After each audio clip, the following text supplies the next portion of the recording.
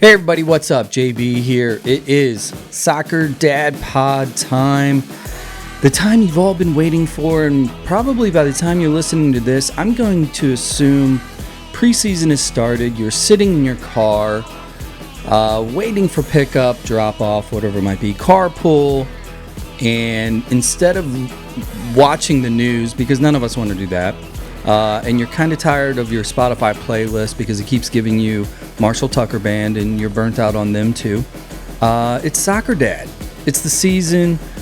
We're here to be your moral support. Maybe some cheap entertainment thrown in as well. But thank you for listening. We've had a pretty good run here lately. Excuse me. Topics that I know matter to all of you. If you look at the recent list of shows, we are talking about new clubs, new mindsets within these clubs, how they're growing.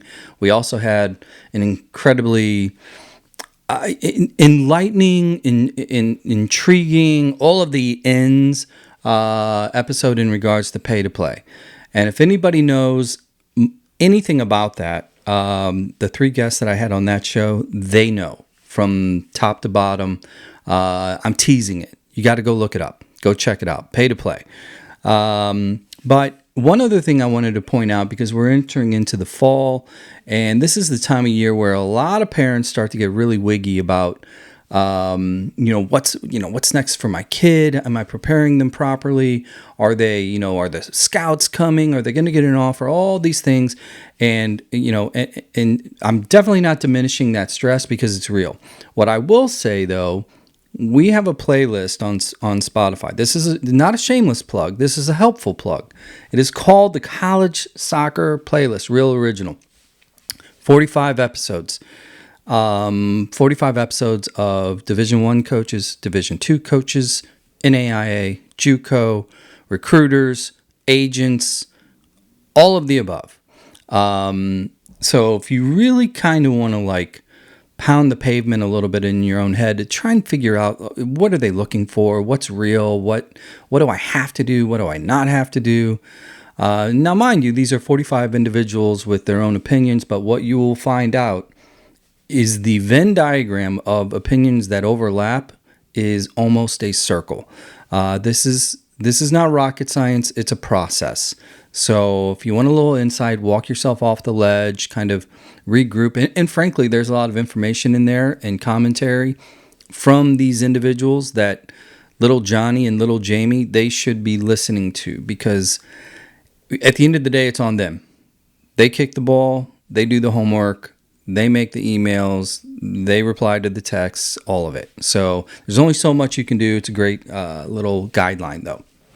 So enough of the PSAs. Today's going to be fun because this is one of those episodes. Number one, it was a referral, and I love referrals. So quick shout out to the man from Central Illinois, adopted son here in St. Louis, and now hanging out down in Florida. Mr. Jeremy Allenball sent me a text saying, "Hey, Wiggins, you got to talk to this guy." So it took a little while because he's got a busy life, as do I. And here we are. We finally made it work. So thank you, Jeremy, for the introduction. We have a fellow Illinoisan, because as many of you know, and some of you really kind of get sick of hearing it, you know that it's kind of like a drinking game. Every time JB says Granite City, you drink. Well, today we're probably going to be talking about that a few times because my guest today, Michael Wiggins, from the northern quarter of the state of Illinois, up in the Chicagoland area, high school coach, club coach, player, and more. Michael, thanks for joining. How you doing, man? Yeah, it's a pleasure to be here, and I can tell you that as I sat in Jeremy's office down in Florida and got caught up, and we hadn't connected for such a long time. It was funny when your name came up, he lit up and said, "It just hit me. I know this guy that you got to connect with. You two guys would hit it off." So I'm trusting him as I've had time to talk to you that you're the real deal, and so I'm excited to have some fun with you here. So it's good. No, I appreciate that. In true Illinoisan high school soccer style, I want to start with a few numbers. so that we can talk a little bit about your background, maybe overlap with what you're currently doing. I have pulled up in front of me the IHSA most wins career. It's a list of coaches in Illinois high school soccer. At number one with 599 wins, Mike Taylor from Glen Ellen. Truth be told, I have no idea who he is. I know where Glen Ellen is. Congratulations to Mike for 599. What I'm going to bring up, though, is I went back and I looked. I was on teams at Granite City in which we came up with, it was 58 wins during my 3 years of varsity combined in those 3 years. And if I would subtract those 58, you would pass Gene Baker. Coach Baker, number 7, 462, but yourself, if this is up to date, you're sitting at 431, top 10 in Illinois. Congratulations, you're close. Well, and they add up the longer you go, for sure. I'll go into season number 33 this fall. Yeah, you've mentioned some pretty impressive names there, and I started back in 1994. Got my first head coaching position at Downer South. I was there for 8 seasons. I was a player there. So back in the 80s when I played, I'm a huge sports fan, and I research a lot of stuff. I look into a lot of stuff. When I was in high school, I always knew who was, the best in the different sports and the different schools. And so when you follow all that, and that's what really makes high school sports great, because you do have the records and you do have all of the statistics and the alumni that come back, and you track the player that was successful here and went on to play there and whatnot. And so I always knew who some of these names were and who these coaches were and who the best programs were. And so when I got the opportunity to get into that, when I made a decision early on that I wasn't going to go the club route, and realized that teaching and coaching was where I was going to go, I made a commitment back then that not only was I going to go into the high school environment and be the best that I could be, but I wanted to create the best programs that I could to compete at the highest level, and to give people who were in their communities looking into whether or not they were going to go and play at the high school, that they knew where they were going, what they were doing, and I wanted to make that the best. And so, it's been great. And to see the way the game has evolved from not only the level of coaching in a high school environment, but the level of play. And as we've seen the players evolve over the years, and as I said, the coaching has gotten better, and the play has gotten better. And so even though we're starting to see players, you're getting that layer that's moving on and not playing in a high school, you're still seeing the current group that plays. It's a good level. It's a good level, and it's really fun to see. It's really fun to coach. And so we do miss players, but the game continues to evolve and it continues to grow. So it's really, really good. It's been a lot of fun. So let's go back in time a little bit, because you mentioned that you played in high school in Chicagoland area. You mentioned, but repeat it. Where'd you grow up? Which high school did you play at? Well, let's do the usual 3. Where'd you grow up? What high school? What club did you play with as you were a kid going through the high school years? Yeah. So we were, Downers Grove, and I was at Downers Grove South. Downers Grove South, back in the mid '80s, was always up amongst the top, programs in the Chicagoland area, and so, it was so great back then when you had the high school coverage the way you had it back then. There was just so much information, and you could open up the papers, and that was great. But club-wise, so Darien was the community that really had the strongest participation, and we had great players, Hinsdale South players, Downers Grove South players, and so Yeah, so that's where I was, and it was, and it was, and we were still, it was still, the club game was still growing back then, but we traveled down to St. Louis, and we were,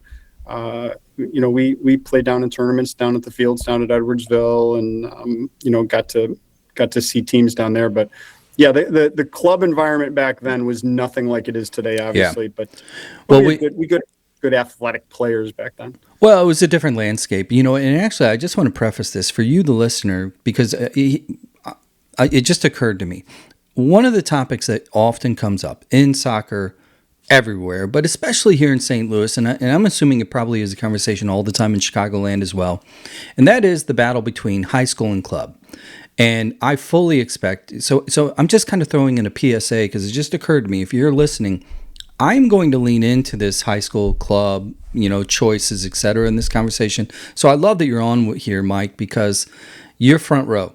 You've grown up with it, and in your backyard, the explosion of academies from not only the Chicago Fire, obviously at the top of the pyramid, but you have old school academies that have continued to grow as well as a new few that have popped up, i.e. the Soccers, FC United, just to name two, even though there's so many more. So anyway, I just wanted to throw that out there.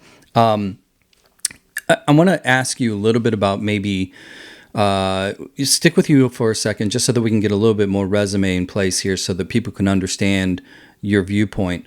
You're coming out of high school soccer in Chicago. You're continuing to play. You want to play at the next level. College soccer. Where'd you go? Can you take a second and just kind of recap maybe your own recruiting process? Oh yeah, and I did back then. I was recruiting the schools. I was not the recruited player. So one of the stories that I share in my book, The Starting 11, and I'll share that later, but. One of the stories in there was a story of perseverance, a story of determination. I knew that I wanted to be a coach someday. And so for me, I wanted to experience the highest level that I could get to so that in my years down the road as a coach, I could explain in my teaching what that level looks like. And as we all know, just because you played doesn't automatically qualify you as a great coach. And at the same time, if you weren't the highest level player, that doesn't mean you can't be an excellent teacher.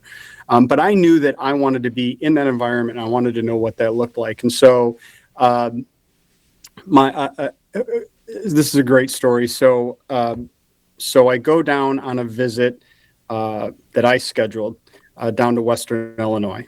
And now at the time, you've got Ted Eck, you've got Dugan, these guys were national team type level guys that were playing for Mackenzie down at Western. I didn't know that. I didn't know anything about it. I just knew that that was a school that it looked like I could probably attend. And so we set up a meeting and go down and talk to the coach. So get a meeting, go on in. Took a couple minutes to explain where I was from and, where I was playing. And Coach McKenzie says, with all due respect, we really focus our coaching, in and around the St. Louis area. And it's just, I don't know that this is going to be a fit, but I really appreciate you, stopping by. And so that was kind of okay, this isn't going as good as I thought it would. So we move on. And so came home, mom says, how'd it go? I don't think that's really going to be a fit. So we'll, continue to pursue Illinois State, see what that looks like. So reached out to Coach Carter. He said, yeah, stay in touch with us, Mike. This sounds like, let's see how it goes. Well, a couple months go by. I don't hear anything. And so I pick up the phone again and say, hey, it's going into the summer here. I've applied. I got in. I would really love an opportunity to play. Mike, why don't you give us a call once you get to school? Well, that's not like that doesn't at the time that wasn't a real huge wow, this is we're gonna see which of the players show up that we recruited. Right.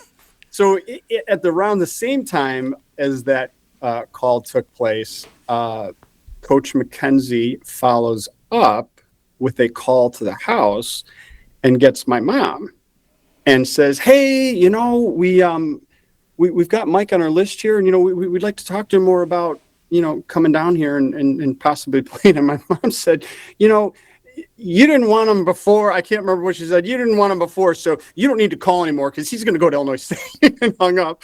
So I don't know how this is going to go, but I said, Mom, that I got to talk to him. I can't believe that happened. So we move on. I go down to Illinois State, show up on day one. I'm driving into school on campus, and I see the team actually going through their preseason. And I'm in the minivan with Mom and Dad getting ready to move into a dorm. I had to call then once I got into the dorm room. I said, hey, Coach, I'm on campus. Is this still a possibility? He says, you know what, Mike, why don't you come on out this afternoon? And I just about, I fell off my chair. I said, oh my gosh, I got to get ready, Mom. Dad, Mom, I got to go. They've got me coming out this afternoon. And fast forward, got asked back a second day, got asked back a third day. And then Pat Johnston, who was the goalkeeping coach and the assistant coach, a former national champion at Duke, with Coach Carter, pulled me aside one day and said, you know what, you're the right person at the right time right now. We want you to stay. You're in.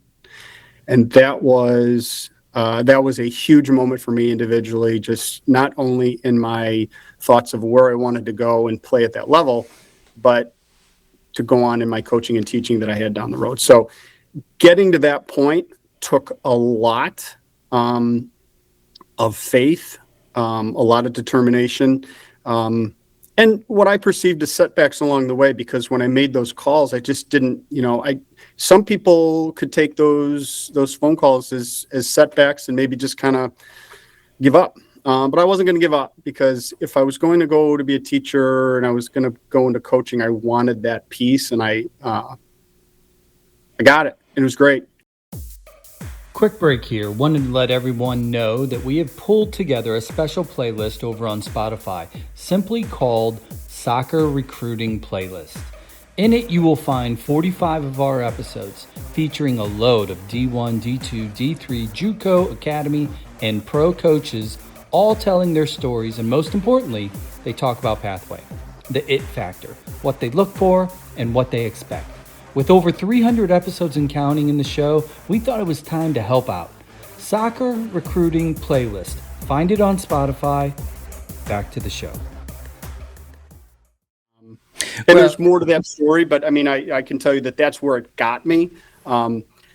Fast forward to our game against Western Illinois, and this is what kind of caps the story here. We played Western, and Coach McKenzie came over to the Illinois State side and stopped in the locker room and said hi. And there was this unspoken welcoming, hey, don't worry about it. The phone call with Mom, I didn't take it personally. And it was really great that he came by, because I certainly didn't take it the wrong way. He always had such a great program and had great players, and it didn't work out for me on that. But in the end, it worked out at Illinois State and was really a highlight of my playing career, really. Yeah, it's one of those things. It's an age-old adage at this point. When you talk about your story, and I'm sure you've seen it a million times with your own players coming through high school, etc. And that is, when it comes to college pathway, all kids, all players have dreams. There's the dream schools. Whether it's a Duke or, in your case, Western, because of the quality of the kids that were down there at the time, and then it's not that dreams shouldn't exist. It's that they need to be treated with the respect that they're due, because underneath the dream is the reality. There's the good fits. There's the best fits, or right fit, or whatever it would be. How has that, your own personal experience, how quickly do you work with your own players as a coach over the years to kind of manage that process? Because I'm sure you have players that go on and play college soccer, but at some point there's the first conversation: do you want to play? Where do you want to play? And then they say, well, I want to go be a Hoosier. How do you handle those conversations? Yeah, it's first of all, they're important conversations. They have the conversation started at home, first of all. And I don't, I always encourage my players, and I've done this over the years repeatedly, have the conversation at the dinner table of, what is it you want? Do you really, really want to go on and continue to play? Because when kids are growing up, they're always like, it's always, as you stated, that next level, getting to that next level. But there's a lot to it.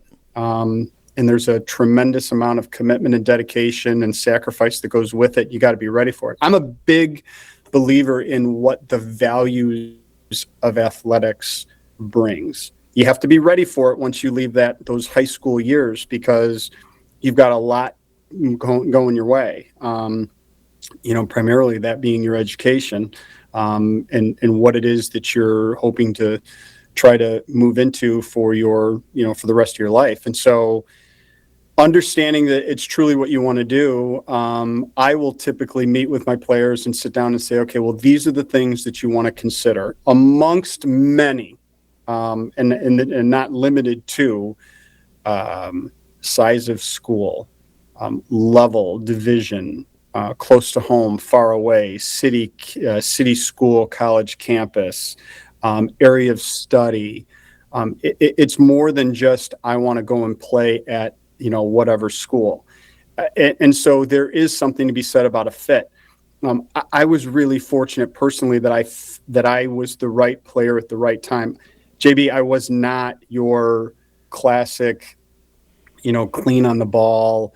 I was fortunately very athletic, hardworking, determined, and very coachable. So I was a quick learner. And I closed the gap very quickly, because I didn't start playing at a competitive level until I was 14. Nowadays, that's like, Yeah. I mean, doors closing fast. I was just picking it up. I thought I was going to be basketball, football, and I was going to be that. And soccer kind of kept pulling me in that direction. And, at the time, I mean, back in the 80s, soccer was not popular. It just wasn't. And you didn't have, I went to the Chicago Sting games, and I had those guys that I looked up to and got to see them play, but I didn't have anything to go by. So now, I go to Illinois State. I didn't even know there was such a thing as Soccer America, and all of a sudden I'm looking at this stuff. I'm like, oh my gosh, look at all this information out there. I had no idea. And guys were talking about their favorite players. Geez, you can go to a 10-year-old practice, and not only are kids wearing $100 pair of cleats, but they could tell you who their favorite player is, and they've got the jerseys.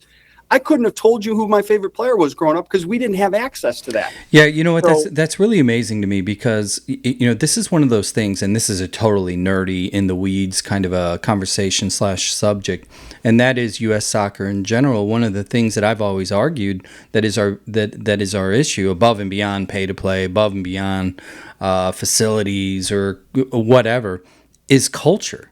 Like the lack of it being baked into neighborhoods, to the point where, the story you're describing here, we definitely knew Soccer America. We had extensive coverage in our local newspapers, because we also had 3 generations prior of, the Hill players that were on the 1950 team, and all of the parishes, and our pipeline of national team players. So it was baked in, right? So when we all went away to school, we were just wanting to emulate our neighbor, our coach, and you're from Chicago. We're talking about 8, 9, 10 million people, whatever it is at this point. And phenomenal players. But I really want to hammer that point, because we're still in the infancy stages of truly building soccer culture in America. Because that was, that's one generation ago in which you were figuring it out on the fly. Oh, for sure. So let me ask you this. Just kind of thinking back to your own personal experiences, club, high school, etc., and then you go into Illinois State. And Illinois State at the time probably had a pretty good mix of domestic players, maybe a smattering of internationals. What did you think about kind of the culture clashes? Were you good with it? Because in Chicago, you had the big suburban public schools, Palatine, Glendale, St. Charles, etc. But then you had Brother Rice, a few of the private schools that were kind of really the exception to the rule. and then you go away to school and you have these people coming from all over the country. Talk about the culture side of things. What surprised you? What were you impressed by? What were you scared of from the culture of the players and where they were from? Yeah, well, first of all, it was great. It was a great experience. It was 0 to 60 for me. The players we had. I mean, we had great leadership. The guys that we had on the team were very welcoming, and love the guys that I played with. We had guys from England, Germany, Canada, but then we had guys from St. Louis. My two roommates were, Jim Wolf and Mark Learman, St. Louis U and CBC. Guys that were good friends of mine, great teammates, and guys that loved St. Louis. And I will tell you that I was reminded of it every day, just so you know. So, in fact, I would always joke because I tried to learn the area, and I'd throw landmarks at them just to make it sound like I was familiar with St. Louis, even though I had no idea where St.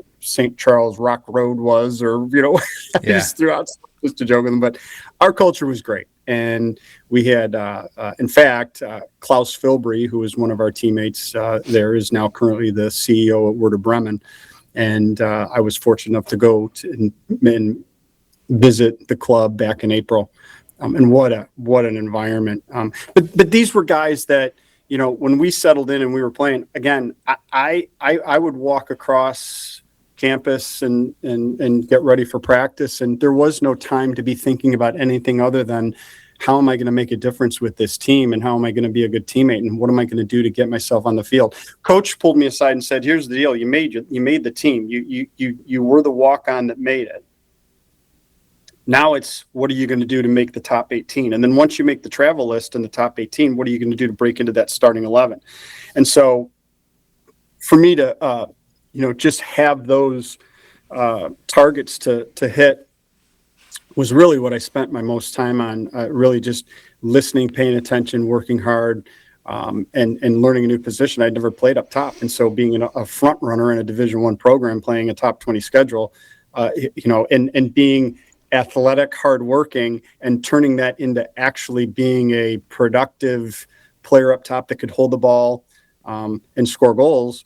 I think I finished my freshman year fourth in scoring, which was amazing because I was never an upfront player, but I worked, and so tried to follow what the other guys were doing. And that was the first time I ever heard of we had guys on our team that were Gatorade Player of the Year, or we had guys that were playing at the regional level in an ODP environment. We had guys that were, coming in as All-Americans. That meant nothing to me. I understood it, but that wasn't me.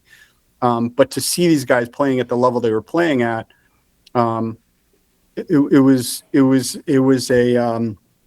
the ultimate for me, again, because I knew where I wanted to go, and I knew what I understood very clearly. And these are the things that I share with my athletes every day, getting kind of circling back to what your question was about working with athletes and preparing them for that next level. I understood what the values of athletics brought me. And to this day, I still benefit from that. And that's something that I spent a lot of time on working with our guys. Because here's the deal, and parents can appreciate this too. When your son or your daughter is playing, if the only takeaway is that I played, game was good, I didn't play much, the game stunk, there's a missed opportunity there. Because of course you want to play, and of course you want to win. But if it's winning, if it's losing, if it's playing time versus not playing a lot, if those are the measures of whether or not it was worth your time, then the opportunities have been lost. So well, let me interrupt real quick, because I want to stop. There's a lot there, and I want to focus on one thing that you said a second ago, where you were like, you said something to the effect that what you didn't know when it came to who the other players were or what you had to do. Kind of an ignorance is bliss in your approach to One, you made the walk on. Now you got to make the 18. Then you got to make the 11. And you just didn't know. I want to compare and contrast your experience to the reality of what kids go through today, because kids today, when they go to try out on a team, or they go to a high school, or they go to a higher level, not only do they know everything about said club, about the roster, they are impacted and affected by things such as the Instagram status of the nine, or who's got the most followers, who's went to an ID camp with the national team. So there's just a constant list of things that these kids are competing against that realistically have nothing to do with what they do once they get on the field. So as an educator, as a coach, as somebody that went through kind of a horse blinders process to your own benefit, how do you manage kind of the mindsets of young players that are so overly influenced by a million things that have nothing to do with their work ethic on the field? Well, and that's great. I will tell you that if indeed those are the things that are occupying the individual, social media, accomplishments, other players, what people are saying, where they're going, what they're doing, then I'm going to tell you this much: you're focusing on the wrong thing. Sure. And that,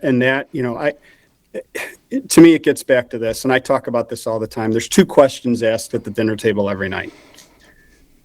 How was practice? No, it was this, it was that. Okay. What did coach say? Two questions at every dinner table. And I'd love to know if there's others, but I know that those are two questions that are asked every day. I know I ask those questions all the time. When my kids were going through school, how was practice? Oh, really? Oh, wow. Sometimes it's an extended answer. Sometimes it's like boring. Okay, fine. I got you. Okay. Yeah. To your point, man, like we as a family, me individually being the one that took them to all of the training, number one, because I'm a masochist, and number two, because I do love the game. And I watched it all. There's of 18 parents or sets of parents, there's usually 2 or 3 that stand and watch every training. I'm one of them, but I do it quietly. I don't speak my mind. The thing I would do, because I would watch the training, I would know immediately if they had a good training or bad training, stood out, didn't, made mistakes, or other. I had a policy where once they got in the car, my question: what do you want for dinner?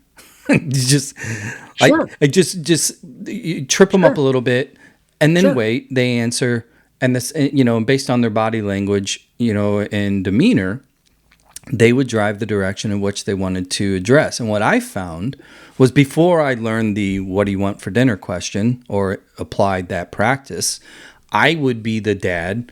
Yeah, hey, training, that looked great, or that looked a little rough. You okay, or whatever. And when they would have an off night, addressing the off play would dig the hole deeper. You could just see it, and Sure. So it's like allowing them a little bit of space. And then what I found out was, they would be the one to be like, I got beat a couple times, I got wrong-footed. They would address their mistakes, but be more confident about it, and acknowledge them. Because, as you well know as a coach, one of the biggest issues in trying to train a child is when they do make mistakes, is getting them to accept that. Yeah. And we as parents, when we go at them, we put them on the defense, and that doesn't help. Well, and you just you just supported my point. You talked about there briefly talking about a teachable moment. You're accentuating one of the values that comes from being in athletics. And so if you're an athlete and you're focused on the wrong things because you're on information overload, then you are losing out. And once again, it's a missed opportunity for you to be better for years, for the rest of your life, because of what you're going through. Mm-hmm. And so, so again, and your question was a great question earlier. What do I do to help my players, navigate that whole environment of what we have today versus what I didn't have to worry about when I was, going through my development? It's how can we best serve our athletes? Because the X's and O's are going to take care of itself. Mm-hmm. I didn't go, I went to Germany because I had an opportunity to see a good friend, but my gosh, I got to speak to the academy coaches. I spoke to the U17 Werder Bremen academy team. I talked to those athletes. I got to find out from them, why are you doing what you're doing? And do you see what's in front of you and how you're able to, do all of that? But I continue to get my staff development by being in and around the game as much as I can be, and talk to people and go to trainings and visit my former players and get into environments where I can see where the game is today, because the landscape is constantly changing. So, I got my certificates, I've got my coaching education. I taught the coaching courses for the IYSA for over 20 years. I understand best practice and all that good stuff, but let's get down to really what gives our athletes the best chance to succeed. Dedication, commitment, hard work, responsibility, punctuality, communication. My athletes joke with me all the time. If you go to a senior day where I'm at, and they'll say, and what's the best advice you got from Coach Wiggins? It's early is on time is late. They all say it. But when I am able to put my players in a position to worry about what they can control, don't worry about what you can't control, get their mindset correct. Understand that every day, and I talked about this when I spoke to the youth players in Germany, every day is an opportunity. Every day is an opportunity. So when you cross those lines and you step onto the field and you're ready to train, it's a new day. It doesn't matter what the guy or the girl next to you has done, what they're doing, what they did, how they do it, playing time, all that stuff. It's you and what you bring every day. And when the days are done and the games come to an end, and I'm sorry to say it, but it happens to us all, are you better because of what you went through? And can you take the lessons that you learned and then apply it to whatever it is, as a worker, as a leader, as a parent, whatever it is that you do? That's this whole piece. That's the whole piece that's here. So let me throw a question at you. This is my favorite question of the show, and the listeners know, regular listeners know what this is. That is the it factor. And I want to put this through the lens of what you're describing. I want to take out technical, tactical, soccer stuff. From a mindset perspective, when you think back to all the players that you've had, and you think about the ones that stood out, that elevated, that excelled from the mindset standpoint, how would you describe that it factor? Was there something that they did? Was there a characteristic, or was there a habit or a personality trait that stands out to you, that correlates to them having your own definition of the it factor mentally? Well, first of all, we're all, as coaches, we're all very fortunate to get the players that we get, because everybody's different. Everybody brings something that makes them unique, makes them who they are. And it's to the benefit of any teacher of the game, any coach, to be at their absolute best to develop that relationship with the player, to understand what makes them the valuable contributor to the team that they can be in. And everybody's different. I mean, from the whether it's that just being whether it's the goal scorer, whether it's that, unbelievable defender, the player that's good in the air, whatever it is, or maybe it's the leadership piece and what they do to bring the team together, whatever it is, everybody has some type of individual it factor, and it's up to that coach and that teacher to identify what that is. So, and we can't, as coaches, say that we created that. Well, I'm gonna challenge you a little bit, and I'm gonna do this respectfully. I grew up in a household with two brothers. There were three boys.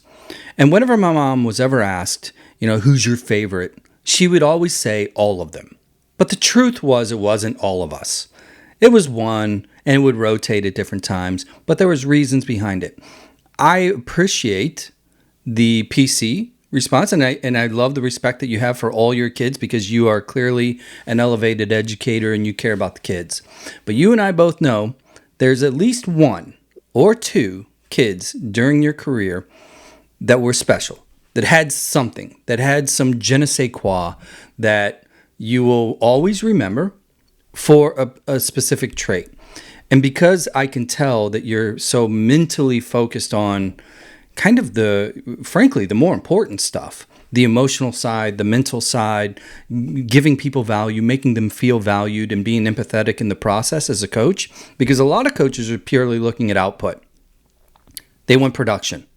And they will say, well, my it factor is a kid that can turn at 4.1 speed and have a 32, 38-inch vertical, whatever it is, and put the ball in the net. You're not going to have that answer. But how would you describe what's special? Because when you get a new batch of kids, there's always somebody that's like, okay, that kid's different. How do you describe the different in your world? Yeah, see, and I and I know you want me to give you something. Oh, come on now. Yeah, I will tell you that it's a constant. I mean this. It is and it is a challenge for me every day, being the best coach that I can be. And I write about it in my book too, because I wrote a leadership book, and it's not because I claim to be the world's greatest leader. I mean, it is 11 chapters of reminding me that I can be better. And I mean that. And so my search is always for that it factor. It's not that there's an it factor that I have in mind, because here's what you have to understand. Every year is different. Players come and go. The program remains a constant, but players and coaches come and go. So I come back to, and I can talk about my 2014 team that won it. And I'll just give you an example. So we had a team that came into that 2014 season that collectively as a group had said, positivity is what we stand for. We don't want negativity. We've seen it in the past. It doesn't work. And that was negativity amongst the players. I focus quite a bit on the positive side of my coaching. I buy into the idea that you're going to get far more from athletes trying to catch them doing something right than just calling them out when they're doing something wrong. And I'm talking about whether it's a tactical decision or anything else for that matter. So they had said, this is something that we want, loved it. We embraced it. And so here we go. And we had an up and down year.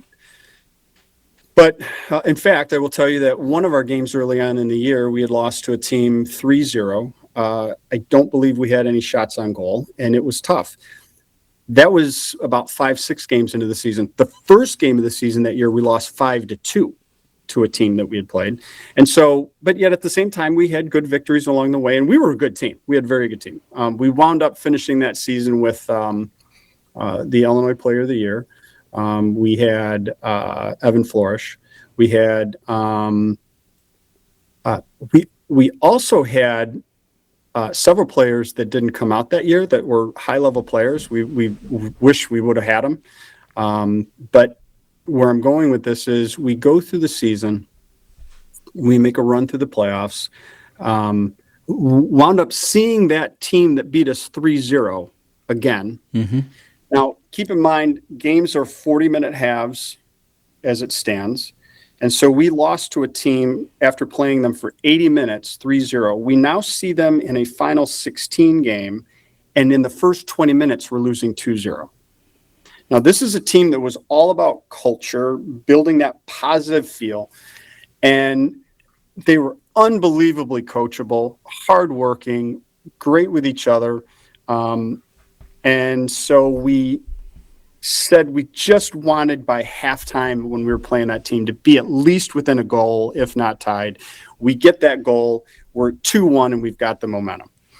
At halftime, we said, let's just keep positive. You guys got this. We can get this done. Sure enough, we tie it. We get a go-ahead goal. Now, my goalkeeper on that team went on to go and play at Penn State.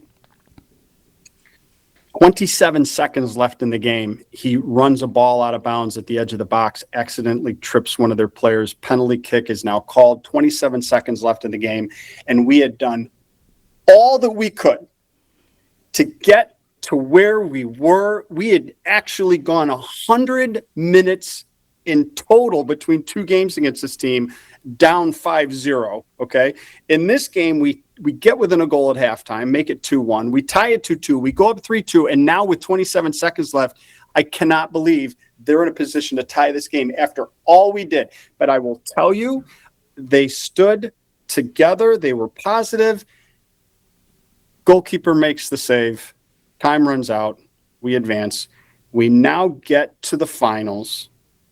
We were down in the state semifinal 1-0, won that one 2-1. And now we have to play normal community high school, undefeated at the time, fantastic up front player, I think, who may have had more goals individually than our entire team had. And we had to get through that game. And so here's what brings it all together. That positivity piece, we start the game. It wasn't 5 minutes into the game, and I start on the referee.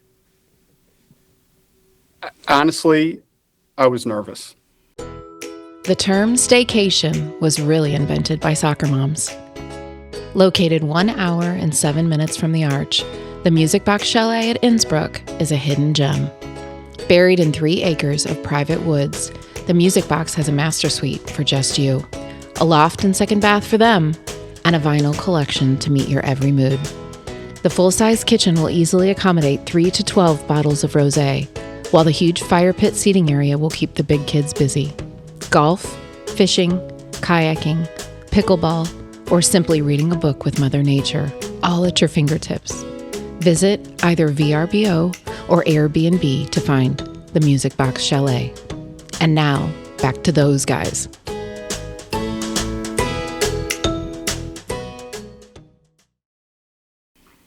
Evan, my captain, from the middle of the field says, "Coach, not now." And not in a disrespectful way. There was a relationship that I had built with him and a relationship that I had built with players that wasn't something that I took personally. I didn't take it as disrespect. I took that as, you know what, we're in for a good game. Yeah, he's in the mindset. So he had an it factor in that he had the confidence to say to me, we're all in this. We're all on the same page. No, let's not, because my athletes know we don't get on the referees. I don't get on referees. I call it building a relationship. So anytime I'm talking to a referee, it's not negative. It's building a relationship. I wasn't building a relationship in that situation. He said, "Coach, not now." Again, this is the example I'm giving you is in the biggest game and in the biggest moment, he had the confidence in himself to say, "Coach, this isn't what we worked all year to get to this point. Me worrying about what I can't control is not going to help things, and it's only going to make things worse." And I knew at that point we were fine. 7 minutes and 38 seconds left in the game. We go ahead on a header. We win the game 1-0. We're state champs. So what you're saying is Evan is your desert island player. What I'm saying is, if you want that it factor, and Evan, and Evan knows this. So when I send this podcast to him, he'll appreciate it because we talk about this all the time. He's immensely successful, and I knew that back then. But he brought that. Yeah. But what we did with that as coaches, and what he did with our team was he had the confidence as a leader to have the conviction to say, this is what we believed in. This is what we were about. And we were all about that. And so I don't know if that answers your question. Yeah, no. But I can't take credit for that. I can. Well, no, yeah, it wasn't a question pertaining to what do you do to create the it factor. It's that thing that's intangible within a player, be it mental, technical, whatever, that you just watch it and you know. I think we've all seen enough games, specifically youth games, club games, even high school, that, you know, you go there to just simply be entertained, or maybe even go to watch a particular player, and then all of a sudden there's another number and they start to move and you're like, that kid. You know, you just kind of know. That's where I was going with this. Let's zoom out a little bit because I want to get a little bit of as I mentioned before we jumped on, I'd like to move through kind of the weeds of soccer in America today, and Chicago is a perfect landscape for me to ask this question because I've been seeing it here in St. Louis, and that is kind of where are the players and how the power paradigm has shifted. And what I mean by that is, like in St. Louis, historically, as you well know, you knew all these schools. You had on the east side, obviously, it was Granite City and Collinsville, but on the west side, there was extreme powerhouses in the form of CBC, SLU, DeSmet, Vianney, etc. for years. Now, fast forward to 2026, you've seen a shift, and it's demographic, it's cultural, it's size, where public schools that were never on the radar are now attending the state semifinals annually. You're seeing a shift of small schools that are becoming powerhouses, large schools that are falling off a little bit, and everything in between. And then underneath all of it is the chaos that is club soccer. Chicago continues to grow, and the usual suspects, so to speak, they too are now facing stiffer competition across the region. And I wanted to get your take on this. For example, Oak Park River Forest 10, 15, 20 years ago was never in the conversation. Now they are. Lane Tech in the city was just a city school. Well, they're a powerhouse now too. Are you seeing the same thing up there, kind of within the high school marketplace, where you can't take anybody for granted anymore, and the old school like Palatines of the day, they're still maybe good, but there's a lot more competition? Are you seeing the same thing? Where are you seeing the most growth? Is it the city? Is it the city kids? The more of the immigrant communities and the high schools that benefit from that population? Are you seeing growth in the burbs, large schools, small school? What's going on in Chicago? Yeah, I think you've already outlined it a little bit in terms of kids going on and playing and making choices of where they play outside their schools. And then I always say, for my environment where I'm at a public school, we get what the bus drops off, and then we run tryouts and we see where it all lands.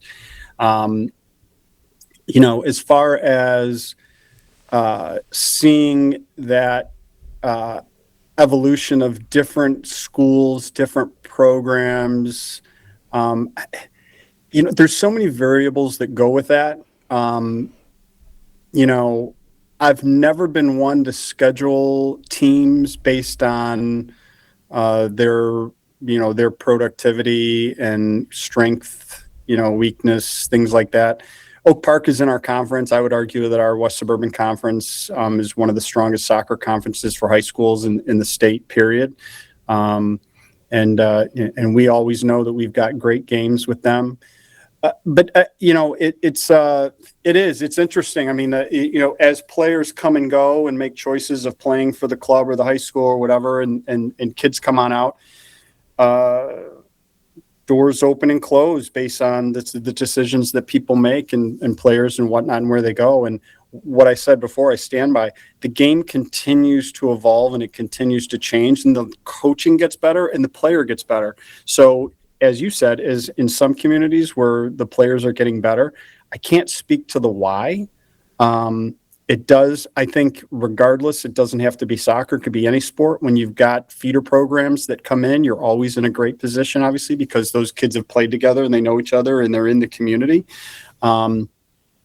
We've seen that over the years, and I continue to see that in other communities too. So it really just depends. But see, there's also that piece of what's going on at that time and in those communities. And I think there's too many variables in my mind to really pin down one reason for that. Would you say that the kind of the growth, really the explosion of club soccer, and I don't want to touch the homegrown or the old school DA parameter where they can't play high school. I just purely want to talk about kind of the growth of these clubs. How has it affected you guys from the standpoint of, you go back 20, 25, 30 years, the reality is all these kids played on a community club within their town or within, two neighboring towns. That's not the case anymore. You can have a team where, 3 or 4 at Fire Academy, or 3 or 4 at FC United. Some are at soccer, some are at Elk Grove United, or whatever it is, so that you have kind of this United Nations of player pool from a club coming in standpoint. You've coached and lived through that shift from everybody in your backyard to everybody from everywhere. How is that? Has that been a benefit for you? Are you seeing better players? Is it more difficult to create chemistry? Talk a little bit about kind of the coaching paradigm as it pertains to the club diaspora of these players, and then coming into Hinsdale. Yeah, so I could tell you this. So I serve on the United Soccer Coaches High School Committee, and I do that with a real passion to get the word out across the country to high school coaches that there's more to it than just showing up and coaching. You have to be involved in your community. People need to know who you are, what your background is. You need to get coaching education, and you need to stay current on best practices so that people in your community, when they go to make those decisions of whether or not they're going to go and play or not, they want to know who you are and the impact that you're going to have on their player. And so I can't stress that enough. That's a really important piece to this as far as that goes. I'll backtrack a little bit. I don't know if you ever knew Sheldon Shaler. Sheldon Shaler was a national media high school soccer person that I would argue knows high school soccer as good as anybody across this country. He was somebody that had early on, and this is in the mid-90s, had such a working knowledge of programs across the country. I was fortunate enough to reach out to him when I was starting a tournament called the Great Midwest Classic.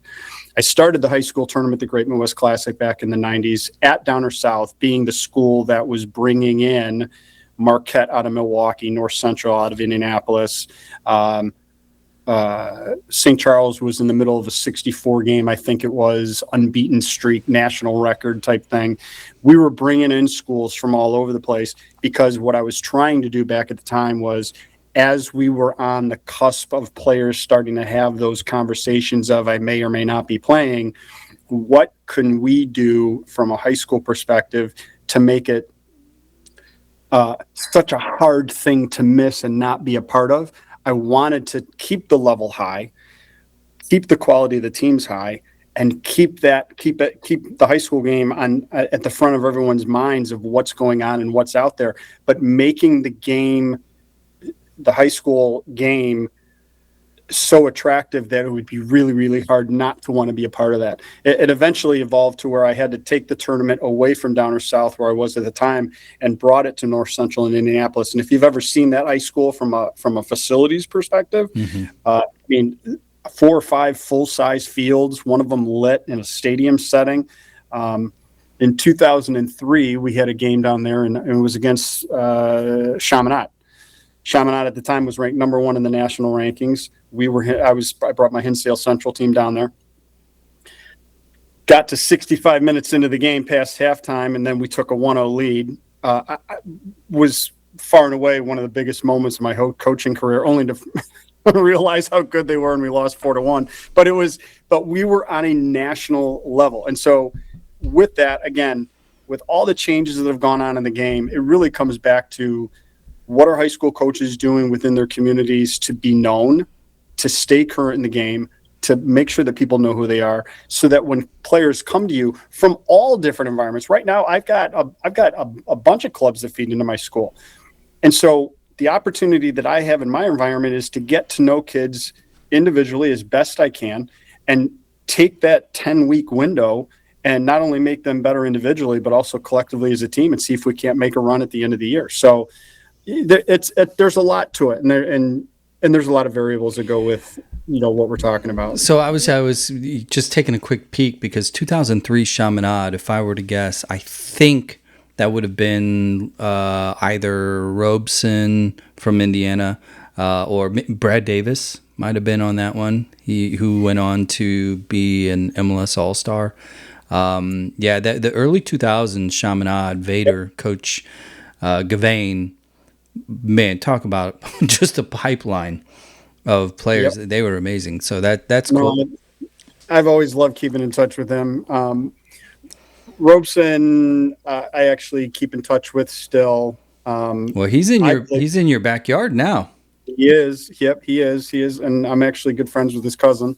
And then there's Brad was, I played with Jeff.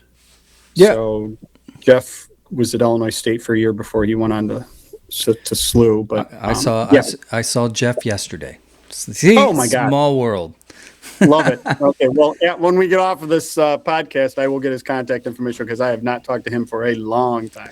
So let me ask. I want to cross the bridge over into the love to hate topic, and that is high school versus club. It's a literal Hatfields and McCoy situation down here in our market. I have to assume probably somewhat similar up there. You seem to be a little bit more zen about it, i.e., we coach who the bus drops off kind of statement mindset. But just zooming out a little bit and looking at the landscape, what are your thoughts on a kid, maybe a bubble kid that has an offer opportunity to play homegrown, in which case they forego their high school experience? What comes into play when you think about that particular decision? Is it experience? Is it culture? Is it is it really college pathway? What's best for the kid from a development standpoint versus experience? Where's your brain go when this happens every single year? We see it, as kids move up, down, invited, move, etc. How do you manage that, and how do you view it? Yeah, no, that's a really great question. I'll tell you that I always tell a player that, my job isn't to convince them that playing for the high school is the right decision. That's not my position to take. My position to take is I'm a teacher first. And we're trying to have a positive influence on kids regardless. And I would hope that you don't have to be a high school coach to take this position. What is best for you? And what do you think is going to work for you? I would never try to convince a kid to come and play for me because you don't know what that experience looks like. And for that individual, that could be a regrettable move for them. And then now they're mad. Now they're upset. Now it didn't work out that way. Mm-hmm. I've had these conversations with players in recent time, and if your comment to me or you reach out to me and say that you're thinking about going and playing for a club and not playing for the high school, I'm going to say, send me your schedule. I would love to know how you're doing, and go for it. And don't look back with any regret. And at the same time, if you reach out to me and you say, hey, I had a player recently say to me, I haven't played, but I'm kind of thinking I might want to come out. Can I come out? Of course you can come out.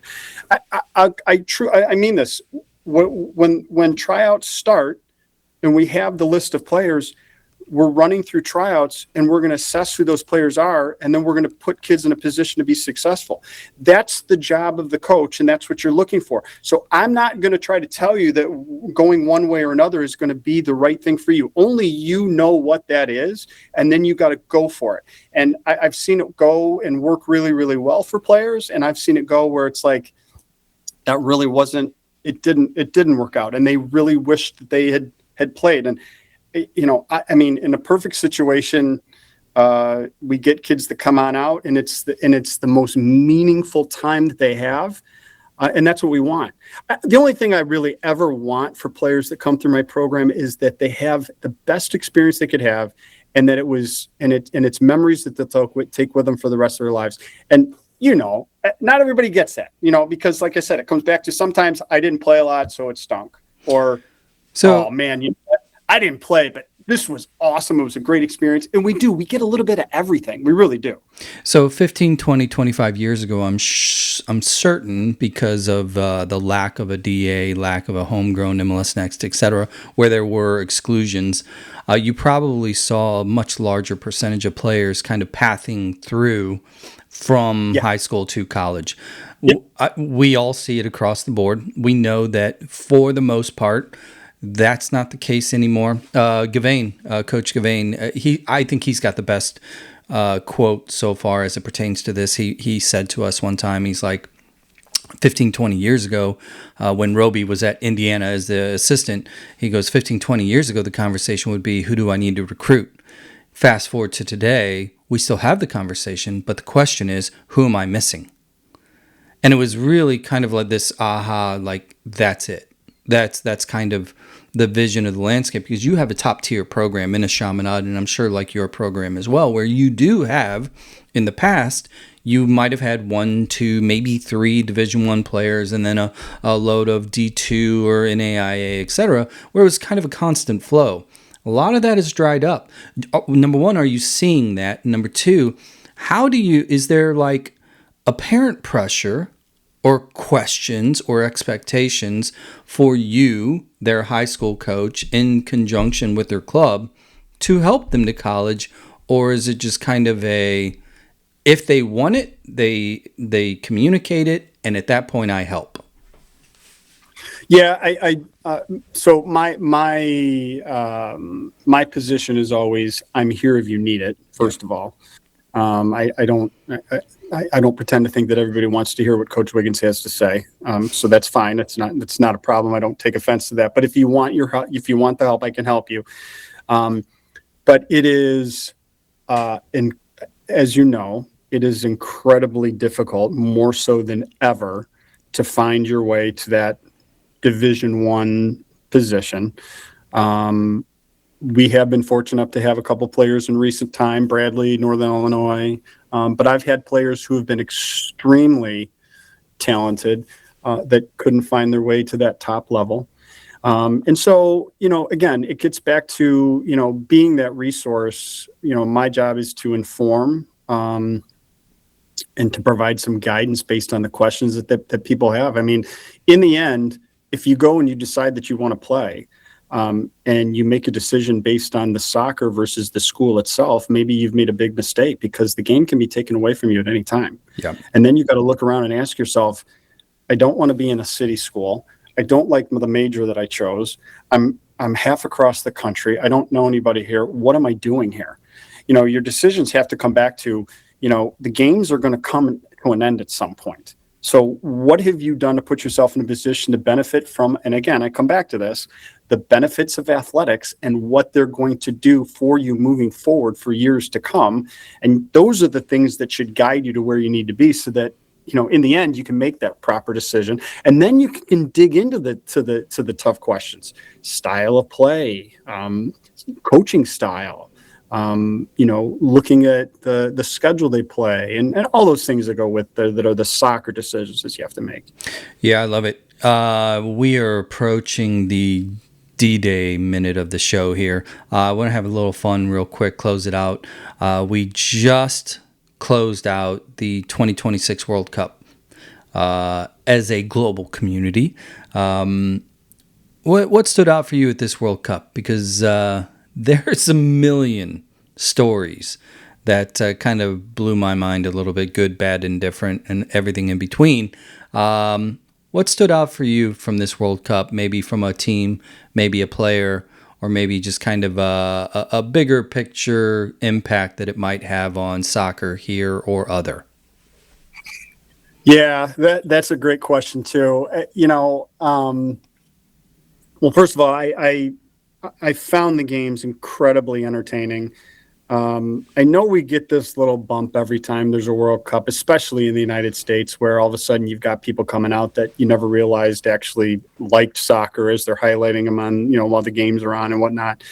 But I loved the impact that it had across the country, with people really enjoying the spirit of the game. I got to, I've never been to a European game until this past spring, when I got to go to Germany and I got to see the Werder Bremen-Hamburg rivalry. If anyone knows or is aware of what that rivalry is, I had no idea. And when I immersed myself in that environment and saw thousands of fans showing up the day before the game at their practice. Mm-hmm. Now, I'm in the stadium in a closed situation and, able to kind of watch from a distance, and the team kind of leaves the field. And I said to my guide that I had, I said, that seemed quick. Where are they going? Oh, we're going to go outside. Well, what do you mean we're going outside? Well, wait till you see what's waiting outside. And you hear this constant beat, this constant drum and clapping and singing, and all of a sudden you start to see smoke that's coming out along the side of the practice field, and you see the passion of these fans. And this was the day before a game. Thousands of people with the flares going off and the smoke and everything, and they're chanting and singing. A guy on a megaphone leading the next cheer, and then he's cheering the team out. And then the team takes time to stop from their training and walk over to the fans.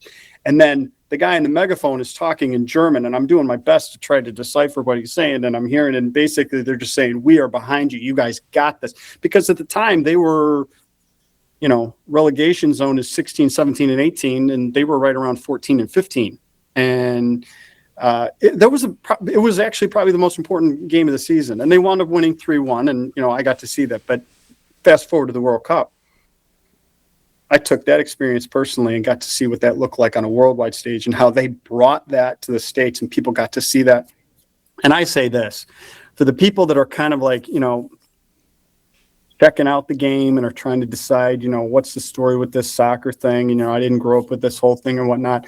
Man, I got to tell you, what many of these countries brought with their fan base, and people got to experience and see the way they were gathering in crowds and having watch parties in the different cities and whatnot. That's very real. And It's intensified beyond your imagination when you go to, like for me, it was Bremen, Germany, and to see what that looked like. And it's great. It's a great point, because I was actually thinking about this from a nerdy political standpoint, and that is, we have so much turmoil here just in general, and no details needed. We all know what I'm talking about. And watching the World Cup, and you look at the social media response to the B stories, right? The B-side stuff, the fans in a restaurant, Norwegian rowers at a movie theater, take your pick. and people were wanting to be like, look, this is America showing off. This is who we are. And to a degree, that's true.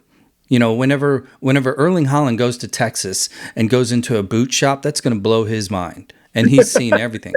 But I think what it really did was it put American sport fans that are maybe not soccer enthusiasts, or maybe just soccer novices, period, it checked them. Because we think, as we grow up, like here in St. Louis, right, Cardinal Nation, best fans in baseball, whatever. Oh, believe me, I was reminded of it many times. Yes, and whether or you're a New England Patriot fan, or you're a Big D, right, the Cowboys, those type of fans that were toe in the water with soccer, who experienced the World Cup maybe, in their backyard at the local restaurants, like in the big cities that were hosting, and or on their social media feeds, what they really saw was that their fandom, their passion for their pro team, it's cute.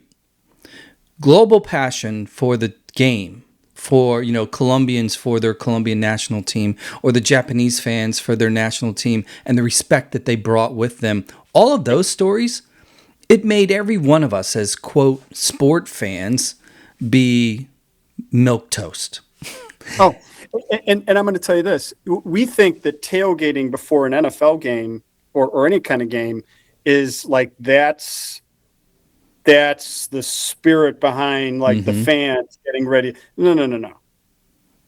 I'm in Germany, and I'm looking at a street that's completely shut down, packed human to human, shoulder to shoulder, down the street for as far as the eye can see, and a guy banging on a drum, and they're all hands above their head, and they're all clapping, and they are moving as one group of thousands headed to the stadium, of which the game I'm at is an hour and a half, 2 hours before the game, and the one end zone's packed, and they're chanting and singing. This is the type of stuff that you take anybody that doesn't know what this looks like, and they see that, it changes you. Because from a sports perspective, It's the ultimate. I'll just share this with you real quick. I was fortunate enough to be at Hinsdale Central back in 1994 when Hinsdale Central, my high school where I'm currently the head coach, actually had Germany as we were the host training site. Mm-hmm. So we were the only high school that had it. Colleges around the Chicagoland area had other, Spain was in Lyle and Greece was downtown at UIC and things like that. But we had the defending World Cup champions on campus at my school. Now this is in the 90s where we still didn't even have MLS yet. No. I mean, I was fortunate enough to, see the game a little bit, but we saw fans coming to our high school campus, surrounding the fence and trying to get a glimpse of what was essentially the Beatles back then in a soccer uniform, coming down Route 83, getting off at the exit, coming to our school, pulling in to our school with Mercedes sedans and tinted windows and the Federation coming and Bertie Vogt's getting off the bus. And I'm greeting these guys as they come off because I'm the equipment guy helping their equipment people get the field sorted out. And Lothar Matthäus and Jürgen Klinsmann and Andy Brema and Andy Moeller and Bodo Illner and Oliver Kahn was the third string goalkeeper at the time. Mm-hmm. I mean, this team was the rock stars of rock stars.